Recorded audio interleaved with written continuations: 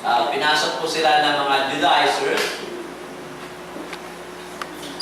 at pinasok rin po sila ng mga Gnostics. At ang mga ito ay may daladalang mga aral tungkol sa kaligtasan na salungat naman sa katuruan ng ating Panginoon Kristo. Ang mga Judaizers ay mayroong meron silang law system for salvation. Kinakailangan gawin mo ikaw mismo yung gagawa ng iyong kaligtasan. Doon naman sa Gnostics ay niniwala sila na hindi ka maliligtas without knowledge. Yung salita ng Gnostics ay ibig sabihin po kasi niya knowledge.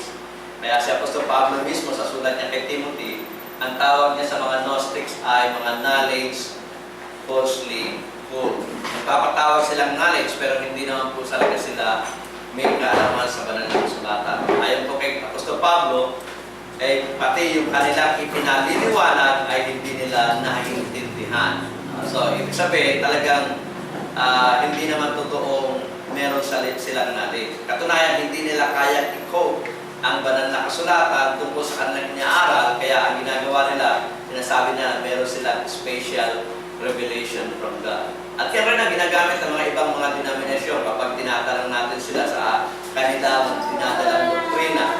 Kapag hindi nila kayang ipaliwanag sa banal na kasulatan, sasabihin nila, ay nakausap ko si God last night sa aking dream. O kaya nagkaroon ako ng vision, nakausap ko si Angel Gabriel. Kung paano mga ipinalulusot nila para lang hindi sila mapahiya sa kanilang mga doktrina. Pero sabi ni Apostol Pablo, iisa lang ang ating pag-asa tungkol sa kaligtasan, walang iba kundi ang ating Panginoong Jesus. At dito tayo dapat manangal.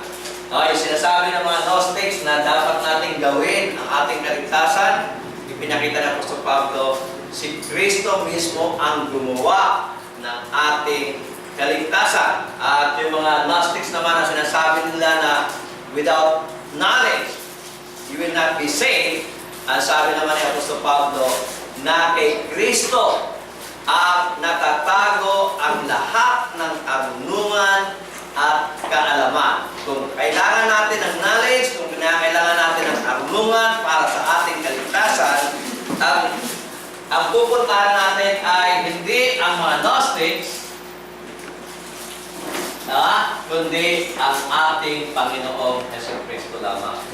Kung tungkol sa mga gawa ng kaligtasan, ang pupuntahan natin ay hindi ang mga Judaizers, kundi ang ating Panginoong Jesucristo lamang. At ito ay pinakita rin ni Apostol Pablo, contrary doon sa doctrine ng mga Gnostics na tungkol sa dualism, na ang Diyos ay hindi pwedeng maging tao. Pinakita ni Apostol Pablo sa kanyang sulat sa mga taga-Kolosas na kay Kristo nananahan ang buong kapuspusan ng pagka-Diyos sa kahariyagang nasa laman. Ang ibig sabihin ng Apostol Pablo, bagamat nakikita natin na si Jesus ay nasa anyong tao o nasa kahayagang tao, ay nasa Kanya ang buong kapuspusan ng pagka-Diyos. Sa English po yan dwelleth all the fullness of the Godhead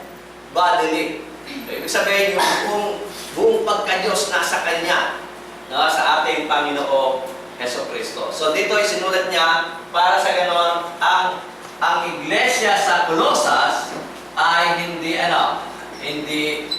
maligaw. Ay hindi maligaw sa mga aral. Isa lamang ating pag-asa, walang iba kundi ang ating Panginoong Jesucristo. At kung ito ay sinulat ni Apostol Pablo sa mga taga-Colosas, ito rin ang dapat nating maintindihan sa pagsasapraktika natin ng ating relihiyon. Si Jesus lamang ang magbibigay sa atin ng kaligtasan. Siya na ang gumawa ng ating kaligtasan at nasa Kanya na ang karunungan at kaalaman para sa ating ikaliligtas. Kaya nga sabi ng ating mga Jesucristo, sino mang sumampalataya, magbautismo man, maliligtas. Sapagkat yun po yung talagang plano ng ating Panginoon Kristo.